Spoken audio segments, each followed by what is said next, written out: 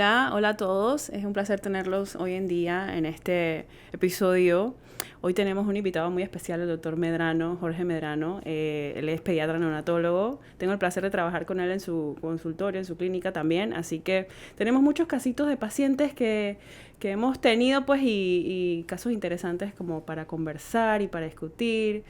Y bueno, yo creo que como neonatólogo, una de las cosas que más frecuenta, creo que es la alergia a la proteína de la leche de vaca, ¿verdad, doctor? ¿Cuál es su experiencia en esos casitos, verdad? Hola, bueno, gracias por haberme invitado. Sí, yo creo que podemos tocar ese tema que es muy interesante para nosotros y obviamente en una situación que muchos padres parece que presentan, pero que muchas veces queda simplemente en una evaluación así muy superficial de decir que tienes proteína de leche de vaca. Vemos que es algo muy frecuente. Y siempre se queda en la duda de los padres qué es exactamente. Nosotros le explicamos un poco que, bueno, que el ser humano está hecho para recibir la leche de su mami y no la leche exactamente de una vaca que hace leche para un ternero.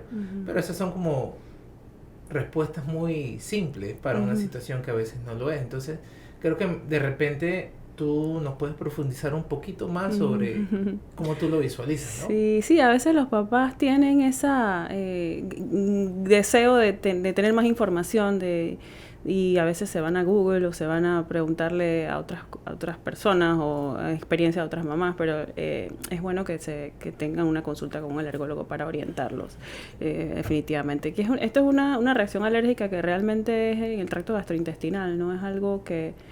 es una de las alergias más comunes en este grupo etario, pues en la parte de neonatología. Pero pues muchas veces llegan pacientes, no sé si le han llegado casos de pacientes que le preguntan no necesito una prueba de alergia para alergia a la proteína de la leche de vaca, ¿verdad? Entonces, bueno, lastimosamente para esa alergia específica, como es en el tracto gastrointestinal, no hay ninguna prueba. La prueba es clínica, ¿no? La historia clínica de lo que el niño presenta. Entonces, sí, así hemos quedado. Y exacto. notamos que generalmente las personas para los 3, 4 meses se recuperan bastante bien. Otra cosita que creo que es importante tocar es cuando la madre da pecho, en realidad, ¿qué no debe consumir? O qué cosas de repente pueden de verdad causar problemas en el bebé o un tipo de alergia. No sé si tienes algo sobre eso. Yo creo, no, realmente si hay clínica de alergia a la proteína de la leche de vaca, yo considero que no hay si no hay clínica, no hay necesidad de realmente que la mamá tenga una dieta restrictiva. Que sea una dieta saludable, claro, ¿no? Evitar cosas conservantes, químicos y cosas así, pues poco saludables, pero es lo más importante, que tengan una dieta saludable y bueno, restricciones como tal, no, yo no recomiendo. ¿Usted tiene algunas recomendaciones de algunas restricciones? Algunos libros dicen ciertas cosas, sobre todo los lácteos, ¿no? Muchos recomiendan los lácteos, o algunos hablan sobre los chocolates que causan ya no tanto alergias, sino situaciones como cólicos y ese tipo de cosas, ¿no? Exactamente, sí, en eso estoy de acuerdo. Y lácteos derivados de vaca o cualquier otro mamífero también, sí. Exactamente, ahora que está lo de la cabrita por ahí dando vueltas. Sí, a veces toman otras leches y eso.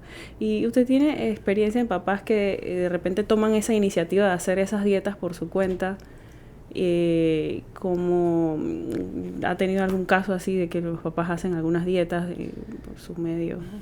Bueno, yo creo que la gente sí depende mucho o está acostumbrado a usar dos cosas básicas: el huevo y la leche de vaca, que viene dentro de muchísimos alimentos, muchos componentes, y les cuesta una vez que supongamos estamos en una situación como que no puedes tomar ningún tipo de lácteo ni queso y ese tipo de cosas. Entonces dentro de una dieta está muy arraigado eso, y sienten las personas a veces que cuando tú le dices ya se acabó, no puedo comer prácticamente nada, pues. Y ese es un problema que a veces tenemos, ¿no? Ajá, exacto. Pero creo que conversando bastante, como dices, que es más algo clínico, que lastimosamente a veces no tienes una prueba para demostrar a la persona, tienes esto, pero que ellos lo van manejando, van haciendo su sacrificio de dieta y posteriormente empiezan a darse cuenta que sí, todo mejora.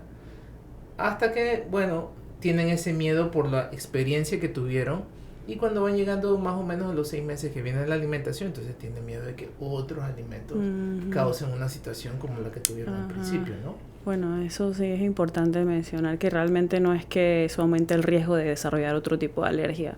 Así que, pues, no hay que tener miedo en eso. Creo que algo importante, esto vamos siendo alergóloga, es que muchísima gente está preocupada cuando empiezan a comer si va a aparecer una alergia.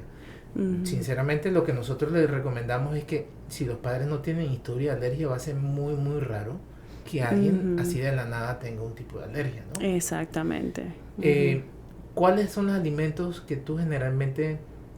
Hay algunos que hablan, ok, todo se puede... Hay algunos estudios o grupos que dicen, a los 6 meses come lo que sea. Otros dicen, no, como a los 9 meses se pueden unas cosas, antes estas cosas. ¿Tú darías algún tipo de recomendación en cuanto a eso? No, realmente desde el punto de vista de alergia no hay ninguna recomendación en cuanto a restricciones alimentarias y basado en guías internacionales, americanas sobre todo, que es la que nos guiamos, ¿no? Pero no hay restricciones.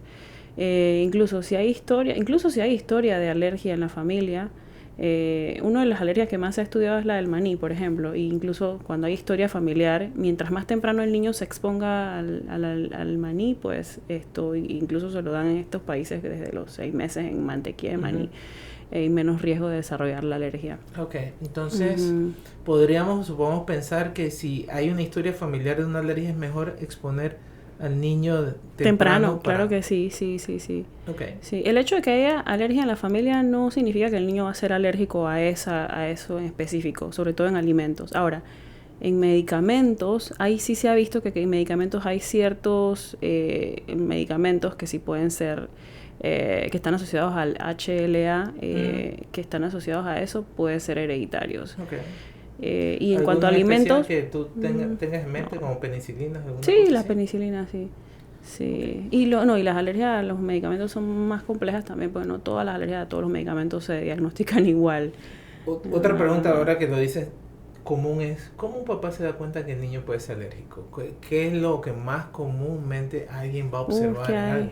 Yo entiendo que eso es muy variado, pero supongamos... Bueno, de repente, obviamente primero viendo la marcha atópica, no sé si usted en su experiencia tiene pacientes pues que, claro, que presentan la marcha atópica, ¿no? Pues la dermatitis atópica. Desde que nacen. Desde que nacen, ¿verdad? Muchísimo. ¿Verdad? Esas son las primeras manifestaciones que uno ve en cuanto a alergias, sí. Y cuando hay alergias, sobre los tratamientos, que muchos pacientes me dicen, no, que le están inyectando cada semana una cosa. ¿Qué es lo que estamos haciendo ahí? ¿Exponiendo los antígenos? La inmunoterapia. Ajá. Sí, la inmunoterapia es una exposición a los antígenos, o a los alergenos más bien. Sí. Exacto. Bueno, por lo menos aquí en Panamá tenemos acceso a inmunoterapia para alergias a los ácaros, alergias a mascotas también. ¿Y qué tan efectivo puedes llegar a ser? Sí, sí, muy buena. Sí, definitivamente sí. Pero tiene que ser por también algún existe periodo sublingual. ¿O va a ser para toda la vida? Mínimo 2-3 años. Inyectándose toda la semana. Sí. No, poco a poco se va espaciando, ¿no? Luego se pone cada mes. Y también existen ahora sublinguales. Están mejores, ¿no? Ajá, sí. No, y ahora que menciona inmunoterapia, también es interesante que en otros países se está haciendo inmunoterapia con alimentos para niños alérgicos, por lo menos en el norte. Niños alérgicos al maní, que es una de las más comunes en estas áreas, se les está dando a los niños en pequeñas cantidades de maní, poquito a poco mientras van creciendo, hasta que vayan tolerando, exacto. Y bueno, muchas veces, ahora que hablando de esto, que vayan tolerando, no sé si usted ha visto pacientes que le llegan a la consulta con alergia y la mamá les dice, no, bueno, es que se brotó, pero yo le di después para intentar, y yo le di de nuevo. Y esperé un par de días y se lo volvía a dar. Se lo volvía a dar y se volvía a brotar, y después se lo volvía a dar. Y la gente sigue haciéndolo, y eso... Porque la gente le va perdiendo miedo a las cosas, ¿no?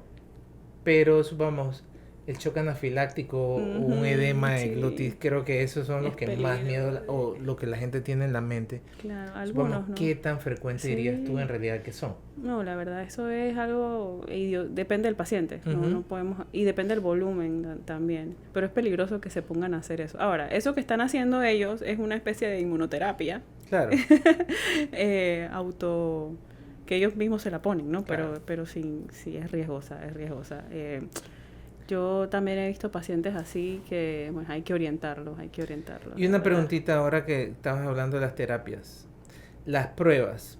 Por ahí los alergólogos hacen pruebas, pero también a veces se ofrecen otro tipo de pruebas, algunos laboratorios que las mandan afuera, pero no todas las pruebas, según entiendo, son iguales, ¿no? Hay algunas que dependen de algún tipo de inmunoglobulina, otras de otro tipo diferente, sí, ¿no? ese tema también lo hemos visto. Sí, hay las pruebas de alergia per se es la de la inmunoglobulina E, ¿no? La IgE, esa es la específica de alergia. La IgG, que es otra prueba que hay en el mercado, no es de alergia y todavía no tenemos, nosotros por lo menos en el punto de vista de alergología, no utilizamos esa prueba, sí. No, es más, no está... Pero se vende bastante por ahí. Sí, ellos lo venden como intolerancias, pero muchos papás me han llegado pacientes a la consulta también con esos resultados y eso no significa que sean alérgicos. Hablan de intolerancia y luego tenemos un paciente con un montón de restricciones alimentarias que pueden llegar a tener desnutrición. Porque no le dieron lo que salió ahí sin historia clínica, sin realmente estar, y tienen miedo de introducir esos alimentos, entonces, así que ese es el problema.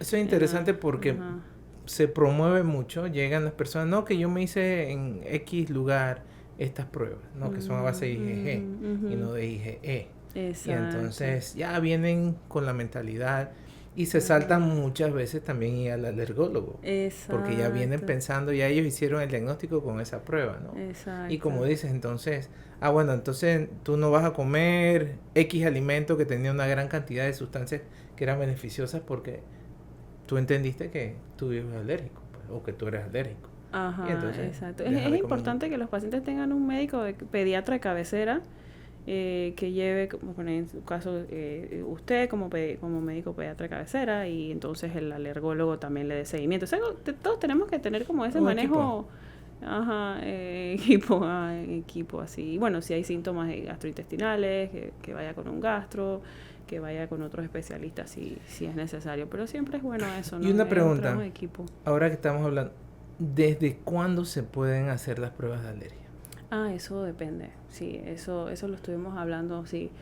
Bueno, en realidad los niños desde que están antes de los 2 años, la sensibilidad de ellos a las pruebas alérgicas disminuye un poco, pero no es nula, o sea, realmente se pueden hacer en cualquier momento que el niño tenga una clínica de alergia, pero básicamente estas alergias que se le hacemos pruebas son las alergias mediadas por IgE, o sea, estas que el niño tiene ronchas y que hay riesgo de anafilaxia. Pero estas como la de intestinal no tenemos prueba. Ahora, se pueden hacer, pero hay que tener en cuenta que la sensibilidad disminuye, o sea, puede que sea negativa y no necesariamente significa que el niño no es alérgico, sino que hay que repetirla, pero sí se pueden hacer. Yo las hago personalmente antes de los 2 años. Ahora, hay prácticas en donde pues prefieren esperar hasta los 2 años, claro. Y depende. Una pregunta también, ahora que lo dices, si un niño a los 2 años está todavía lactando, ¿eso, recibir leche materna, afectaría alguna prueba? No, eso no afecta para nada. No. Entonces... Ellos, tienen bastante, pues, de paso de la inmunoglobulina G a través de la placenta, pero de la IgE no altera los resultados en ese momento. Estamos bien ahí. Sí, yo por lo menos los hago, obviamente, pues, antes de los 6 meses el niño no ha ingerido ningún alimento fuera de la leche materna, así que antes de los 6 meses no tendría sentido. Pero si el bebé está comiendo algo a los 8 o 9 meses, porque sí he visto casos que ya está empezando a comer y llegan a tener reacciones que a veces son dudosas entre que si es dermatitis atópica o que es una urticaria. Y le pasó esto cuando y ante el riesgo de que haya anafilaxia, pues yo se las hago y si bueno, dependiendo de la clínica les puedo hacer otra de seguimiento después. Vamos a decir, cuando llega un niño a un un consultorio, que le das un corticoide, también le das un antihistamínico por mientras.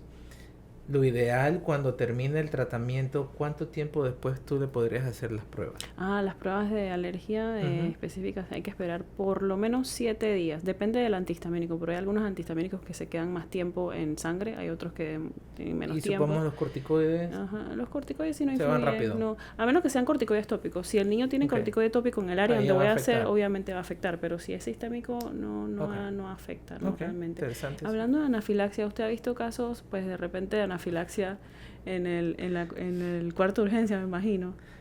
Solamente vi una vez Ajá. haciendo el internado un hombre que le dio una anafilaxia.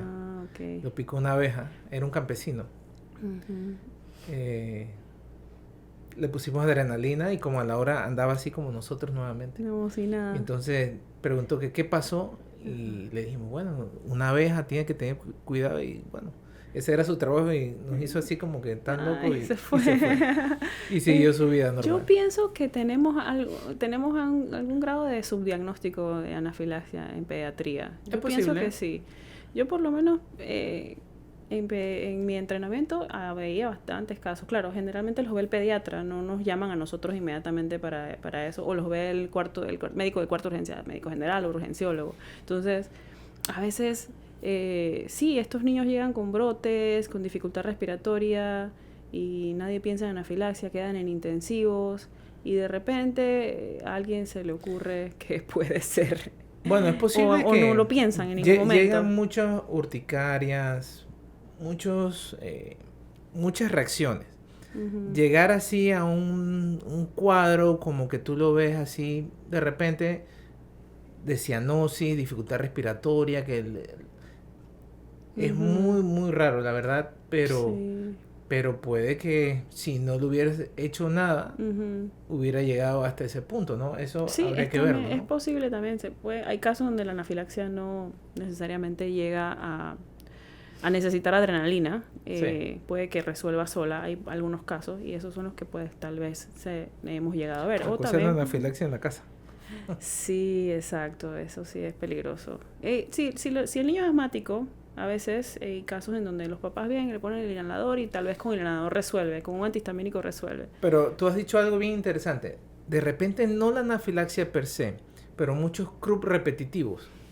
¿Sí? Podría Eso ser sí, también. o sea, el niño que anda en la casa y de repente te llaman que en la madrugada empezó a tener esta tos seca y un poco de estridor y Ujú. anda y va, le pone adrenalina racémica, un corticoide, se Ujú. mejora y como dentro de 2-3 semanas ocurre algo similar, te está Ujú. haciendo un edema en estas zonas y Ujú. a la larga primero va al otorrino, después va al neumólogo y a la larga de repente alguien lo manda Ujú. con Sí, alergología. pero sí es que hay como que pérdida del diagnóstico.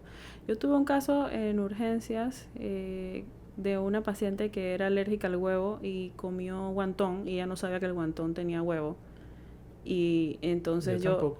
Ajá, sí, y arroz chino, pues el arroz chino Ok, que también sí, tiene que huevo. ese No me sí le acuerdo ponen, si es ¿no? que el guantón tiene huevo o es que el arroz chino que le revuelto todo le lo echa. mezclas ahí. Ajá, entonces tuvo una pérdida del estado de conciencia, unas ronchas, llegó a urgencias. Nadie se le ocurrió preguntarle si era alérgica a algo. Bueno, tuvo vómitos también, entonces la manejaron como una gastroenteritis. Y de repente yo interrogándola, porque esto fue cuando era pediatra, yo todavía no era alergóloga. Estaba esperando los trámites de la idoneidad. O sea, ya había hecho, ya tenía el conocimiento, pero todavía no tenía el permiso para ejercer la alergología. Y interrogándola, ¿y es alérgica a algo? Bueno, sí, ya le hicieron una vez unas pruebas de alergia y dijeron que era alérgica al huevo hace como 2 años, pero la verdad es que nosotros perdimos el hilo a eso, que no sé qué.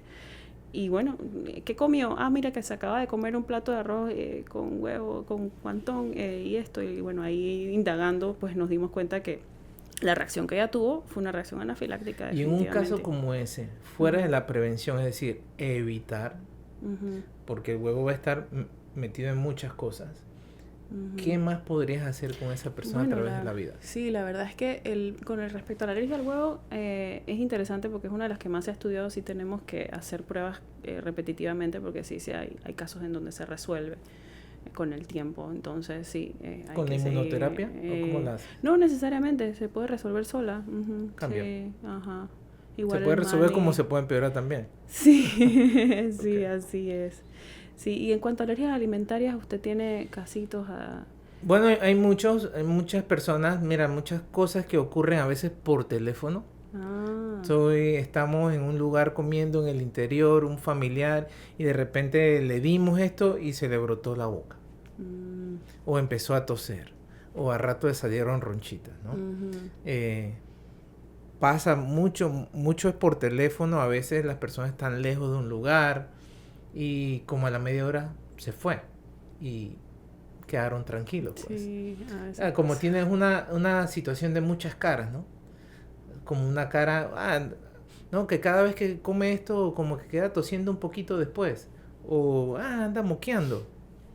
Y nadie más le presta atención, pues. Mm, Y, y ahí viven la gente como la rinitis alérgica, se te tapa la nariz todas las noches, pero cuando le preguntas, oye, tú, no, yo nada, ya te acostumbraste a eso, ¿no? O claro, la gente dice, ay, cada vez que yo como esto, como que me molesta, entonces ya lo deja de comer y vive tranquilo. Pero claro. sí hay muchas caras Ujú. de Sí. esto, ¿no? Ahora que habla de la rinitis alérgica, esa es una de las causas más frecuentes de mi consulta. Yo creo que hay tantos pacientes, En ¿verdad? Panamá, campeones para la rinitis Ah, alérgica, el sí. clima, todas las situaciones, Sí. ocurre mucho, Ajá. pero sí hay, ahora que lo venías mencionando, a veces uno pasa el tiempo y uno no se lo mete mucho en la mente o se le olvida, pero sí hay gente que no, que andamos por tal lugar paseando y le dimos X cosa y, y se brotó y le pasó esto, o andaba lagrimeando, empezó a moquear mucho, pero ya después hice esto y se le fue. Y de repente, 2 o 3 años después, que le dimos la misma cosa, ¿se acuerda? Cuando pasa Ajá. mucho eso, ¿no? Sí, En diferentes formas. O claro. cada vez que come arroz después se llena como de flema y empieza a toser.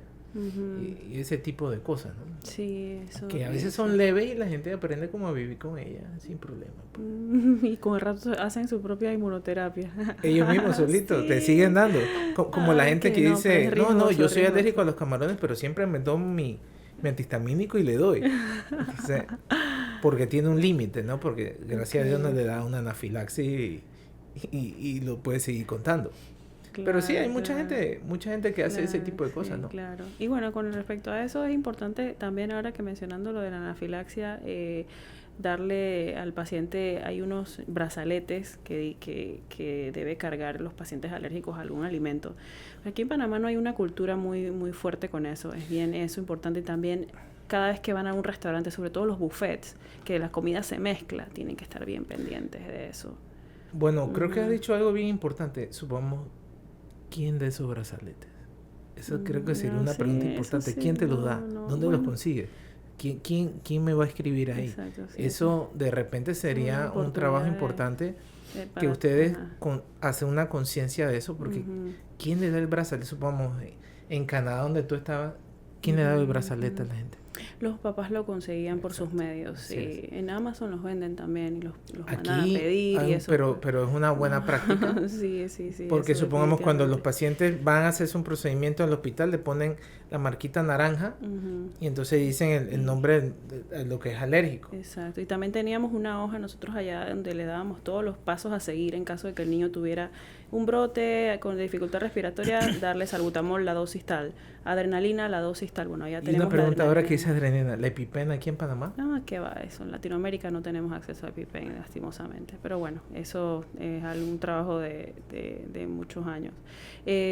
Bueno, tuve la oportunidad de ver un paciente que estaba acá de Estados Unidos, de los veteranos de guerra, Ujú. que bueno, ellos mediante Sí, la sí embajada traen. consiguieron la adrenalina, así es. No, entonces no hay forma de conseguirla aquí en Panamá. No, Mucha gente no. pregunta, ¿no? Mm, Yo mismo me he preguntado dónde la conseguirán. Porque no es ujú, algo que yo ande pendiente todo el tiempo, pero ujú. sí a veces me pregunto, ¿dónde la conseguirán? Porque No, no, unos no. extranjeros dicen, no, yo tengo. Pero los Ellos panameños, ¿cómo la hacen? traen con prescripción, no, lastimosamente. Y no solo en Panamá, en toda Latinoamérica, también en México tampoco hay. Así que bueno, pero hay mucho trabajo que hacer. Como alergólogos tenemos bastante trabajo de cosas que podemos mejorar. Y no se crea, toda la asociación ha trabajado bastante logrando, hemos logrado muchas cosas y poco a poco seguimos ahí logrando muchas cosas. Y la Educación. comunicación y educar al paciente, educar a los colegas y eso, y al paciente y a los familiares, así es. Así. Ajá. Bueno, ha sido un placer, doctor, Igualmente, tenerlo igualmente. aquí. Ahora un tema bien interesante. Ajá, sí. Y bueno, podemos tener otro podcast en otro momento y hablamos de otros temas Claro, hay también. muchos temas. Sí, sí, así es. Y bueno, a todos gracias por sintonizarnos en este episodio y nos vemos en otra inmunoaventura. Okay. Chao.